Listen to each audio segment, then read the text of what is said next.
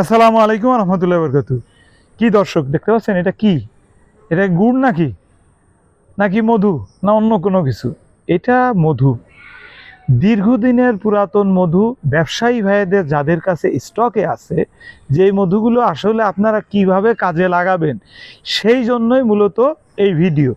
তো এই যে আমি এখন অবস্থান করছি মৌ খামারে, সন্ধ্যার আগ মুহূর্ত। তো আমাদের দেশের যে আবহাওয়া, সেই আবহাওয়াতে মোটামুটি কিছু সময় মধু পাওয়া যায় বা ফুলের নেকটার পাওয়া যায়, বাকি সময়টা মৌখামারি ভাইয়েরা তারা তাদের মৌখামার নির্দিষ্ট স্থানে রাখেন। তো এই যেই পুরাতন মধু, এই মধুগুলো আপনারা আপনাদের যাদের কাছেই আছে, তারা খামারিদের সাথে যোগাযোগ করে তাদেরকে আপনি দিয়ে দেন। দিলে পরে এই মধুটা মৌমাছি খেয়ে বাঁচবে। এখন এই মধুটা কিভাবে খেয়ে বাঁচবে?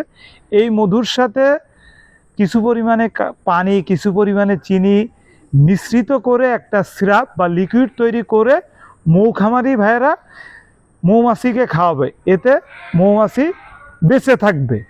তো এই জন্য মূলত আসলে এইটা মূলত যারা মৌখামারি ভাইদের কাছ থেকে মধু কেনেন এবং যারা ব্যবসায়ীরা আছেন যাদের কাছে পুরাতন মধু রয়েছে, এরকম এই যে এটা কিন্তু দেখে মনে হচ্ছে আসলে কালো জিরা ফুলের মধু, কিন্তু আসলে এটা কি মধু আমি নিজে না মানে চেক করলে বুঝতে পারতেছি না।